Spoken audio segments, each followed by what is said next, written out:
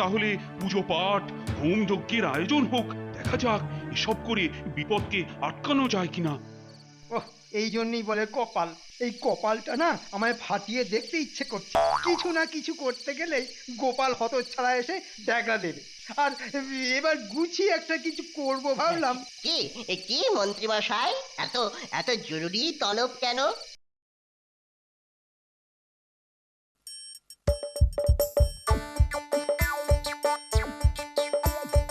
আসছে গোপাল, যাচ্ছে গোপাল, ভাবছে গোপাল, হাসছে গোপাল, আসছে গোপাল, যাচ্ছে গোপাল, ভাবছে গোপাল, হাসছে গোপাল। যুগের পরে যুগ কেটে যায়, মানুষ তাকে ভোলে না। যুগের পরে যুগ কেটে যায়, মানুষ তাকে ভোলে না। চলে না রে, চলে না রে, চলে না রে, চলে না, চলে না রে, চলে না রে, তাকে ছাড়া চলে না। কে সে? পরিচয় কি তার? হাসির রাজা, জ্ঞানের রাজা, রসিক রাজা গোপাল ভাঁড়। হাসির রাজা, জ্ঞানের রাজা, রসিক রাজা গোপাল ভাঁড়। হাসির রাজা, জ্ঞানের রাজা।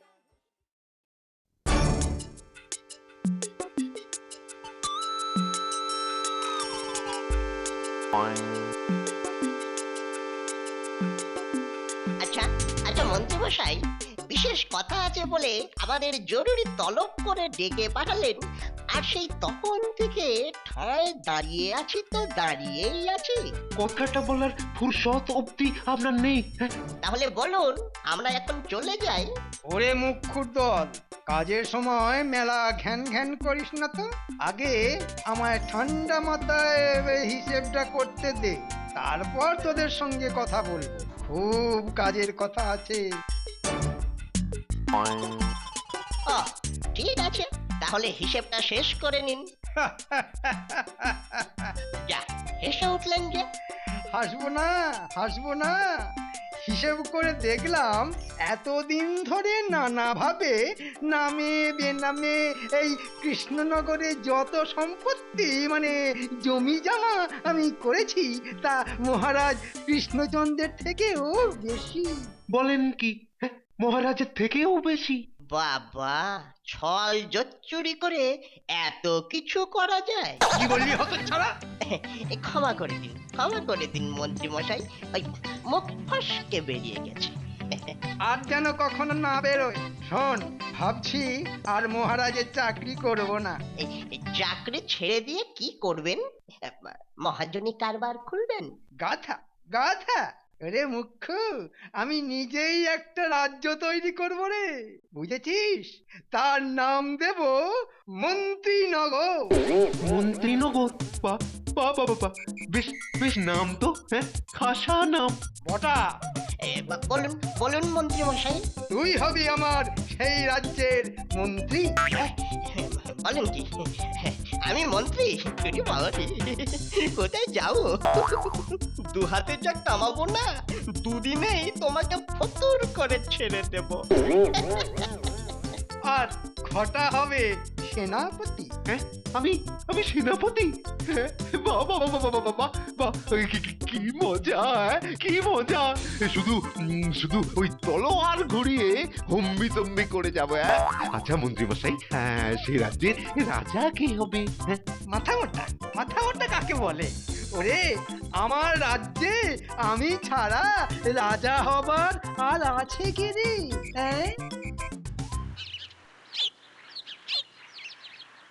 বাবা, জিনিসপত্রের কি দাম বেড়েছে! সবজি, আনাজ, মাছ, মাংস, যাতেই হাত দিতে যাও না কেন ছ্যাক করে যেন ছ্যাঁকা লাগে। মহারাজকে বলে এর একটা বিহিত করতে হবে দেখছি। তা দুজনের হাতেই তো গোটা মাছ ঝুলছে দেখছি, নিশ্চয়ই কোনো ব্যাপার আছে। কিরে, দুজনের হাতে এমন বড় সড়ো দুটো রুই, কি ব্যাপার রে? বাড়িতে কুটুম এসেছে নাকি ঘুর পথে দু পয়সা কামাই হয়েছে? আরে আরে, এতেই চমকে গেলে? এরপর যখন ওই পুরো বাজারটাই তুলে নিয়ে যাব তখন কি করবে? হ্যাঁ, বিড়মি খাবে? সে কি রে, পুরো বাজার তুলে নিয়ে যাবি? যাবই তো, আর কটা দিন অপেক্ষা করো। এই, চুপ, চুপ। মুখ ফসকে কি সব বলছিস? মন্ত্রী মশাই না 5 কান করতে বারণ করে দিয়েছে।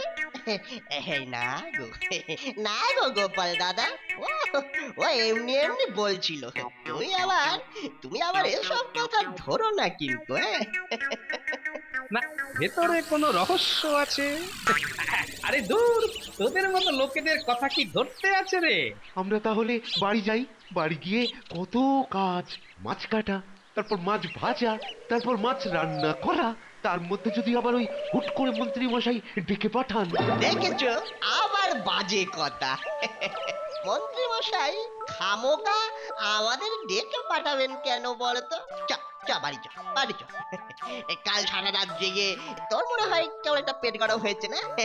পেট গরম হয়েছে। চ চ চ, বাড়ি চ, বাড়ি চ, পেট ঠান্ডা করবো তোমার, বাড়ি চলো।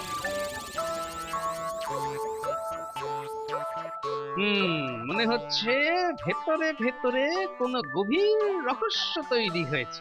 ঘটা মুখ ফসকে বারবার কি যেন বলতে যাচ্ছিল। না, ওদের উপর নজর রাখতে হবে দেখছি। গুণের তো আর শেষ নেই বাছা ধানদের। কিরে, যা বললাম মনে থাকবে তো? হ্যাঁ হ্যাঁ, খুব মনে থাকবে। তাহলে যা, আজ থেকেই কাজে লেগে পড়। ঠিক আছে গোপাল দাদু, আর কোনো খবর পেলে সঙ্গে সঙ্গে জানাতে ভুলিস না। সঙ্গে সঙ্গেই জানাবো।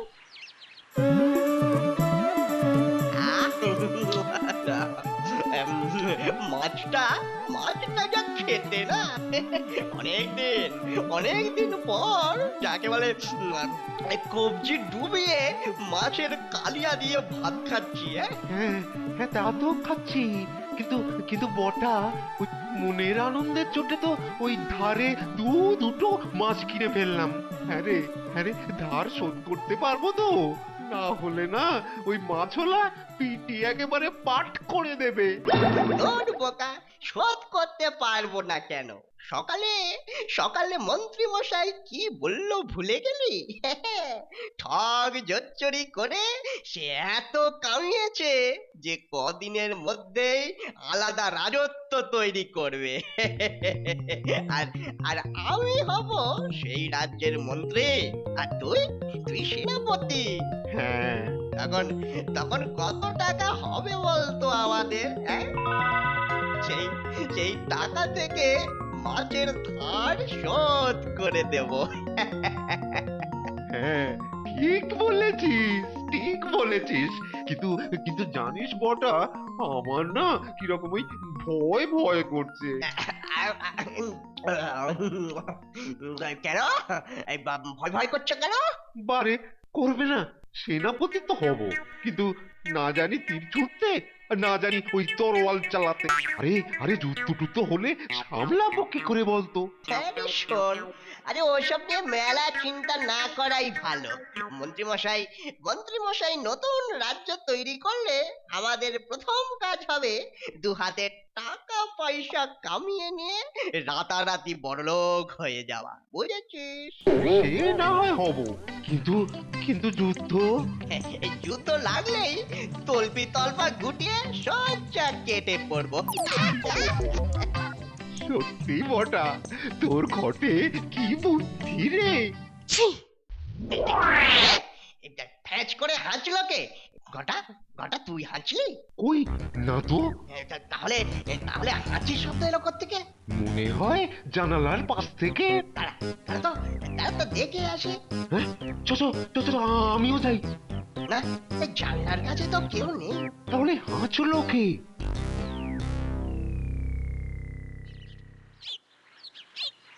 তাহলে সব কথা শুনলে তো?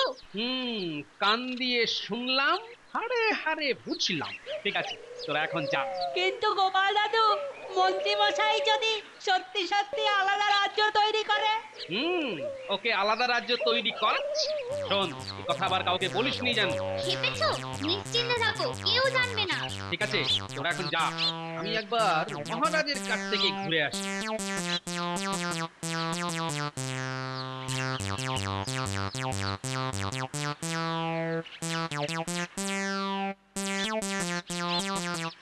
আরে গোপাল, এসো এসো, বলো কি খবর? খবর অতি গুরুতর মহারাজ। তার মানে? এখানে বলা যাবে নাকি ভেতরে গিয়ে বলবো? না না, এখানেই বলতে পারো। আরে আশেপাশে তো কেউ নেই।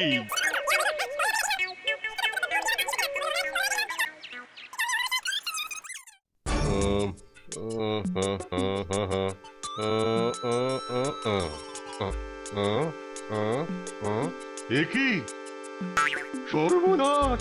কি হলো? কি হলো? খারাপ কিছু দেখলেন?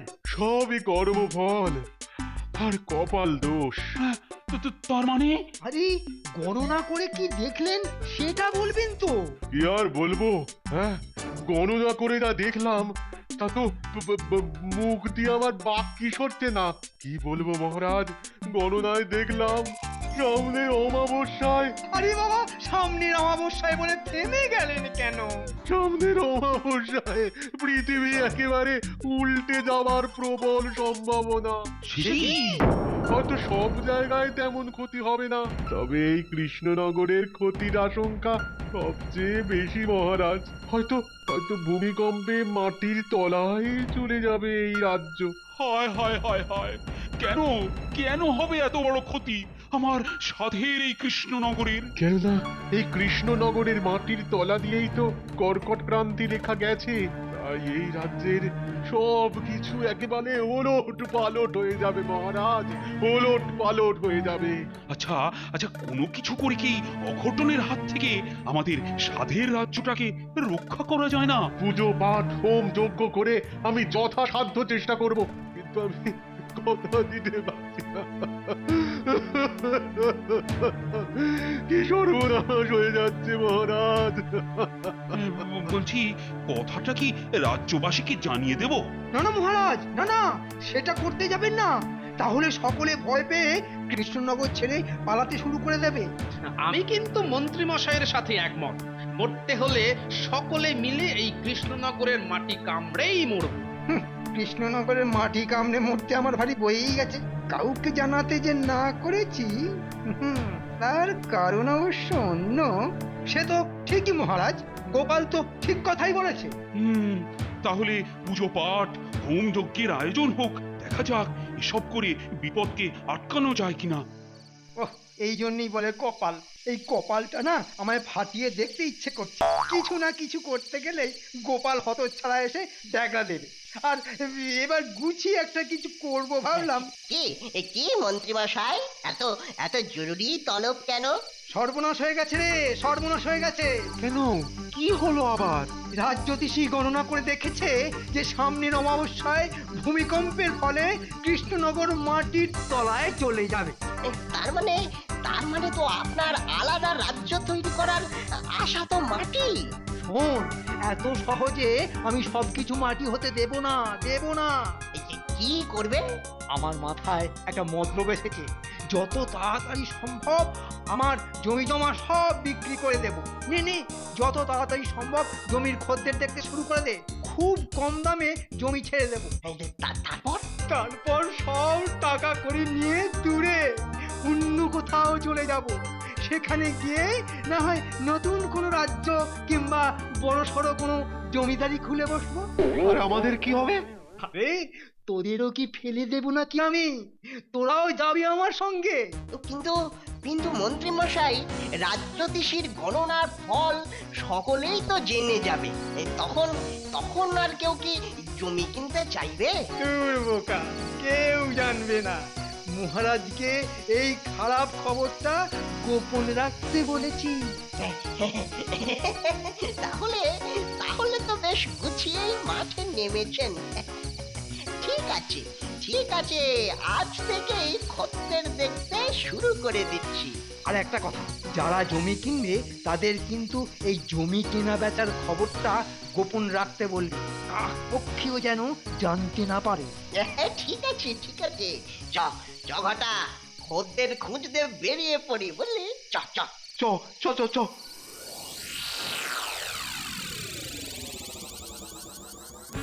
ও বাবা দেওয়া যায় না বটা ভাই, এত কম দামে এতখানি জমি, বাবা!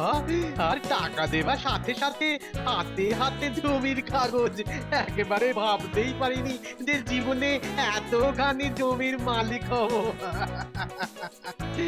তাহলে বল তোর কতখানি উপকার করে দিলাম, হ্যাঁ? হ্যাঁ, সে আর বলতে। এই তাহলে তাহলে আমায় কিছু দিবি তো? এই নাও। এই শোন, এই এই জমি বিক্রির ব্যাপারটা যেন পাঁচ কান না হয়, বুঝলি? তুমি চোখ কান বুঝে একেবারে নিশ্চিন্ত থাকতে পারো। হ্যাঁ,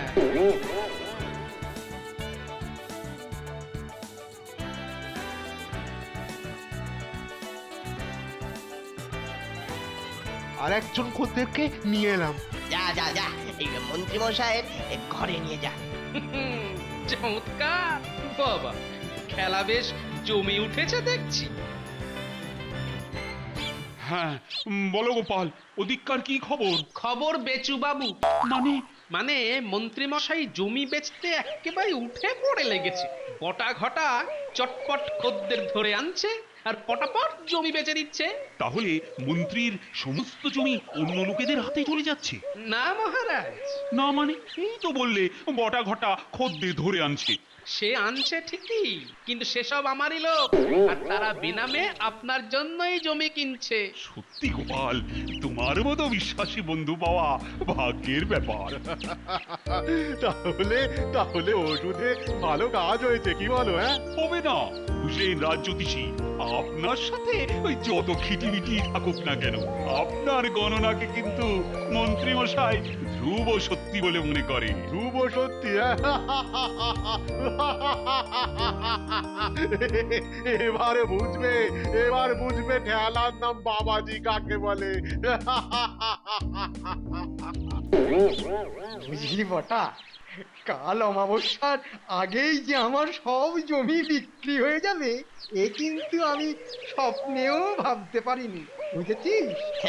এই কি রকম সব শাসালো খদ্দের ধরে এনেছিলাম বলুন? আর কলে পড়ে কি রকম জলের দামে জমিগুলো ছেড়ে দিলাম সেটা বল। শোন, আজ গভীর রাতে টাকা করি সোনা গয়না সব বস্তাবন্দি করে আমি এখান থেকে সরে পড়ব। আমি মানে আমরা আমরা যাব না? আমি কোনো একটা জায়গায় গিয়ে থিতু হয়ে বসি আগে, তারপর তো তোদের খবর পাঠাবো। কিন্তু কিন্তু আপনি তো আমাদের নিয়ে যাবেন বলেছিলেন। শোন, কাজের সময় মুখে মুখে কথা বলা আমি যে পছন্দ করি না সেটা তোরা জানিস। তার মানে ঠকিয়ে শুয়ে পড়ার মতলব। ঠিক আছে, ঠিক আছে, আমার নামও বটা। তোমার তোমার বাড়া ভাতে কিভাবে ছাই দিতে হয় সেটা দেখিয়ে দেব। কি রে, গরু চোরের মতো মুখ করে দাঁড়িয়ে রইলি কেন? যা যা, এখন যা।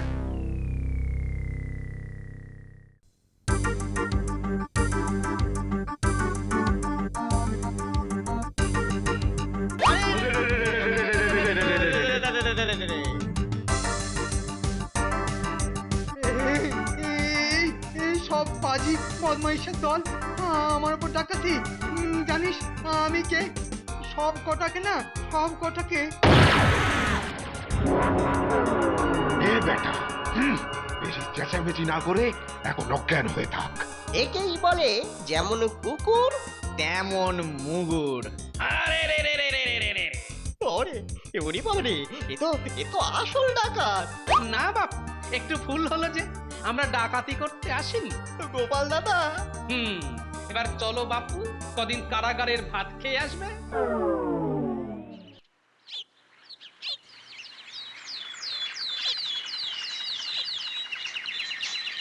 ও মাথাটায় কি ব্যথা! এ বাবা, আমার সব টাকা সোনা গয়না ডাকাত বেটারা নিয়ে চলে গেছে। এ বাবা, আমার সব টাকা সোনা গয়না ডাকাত বেটারা নিয়ে চলে গেছে। এখন কি করবো আমি?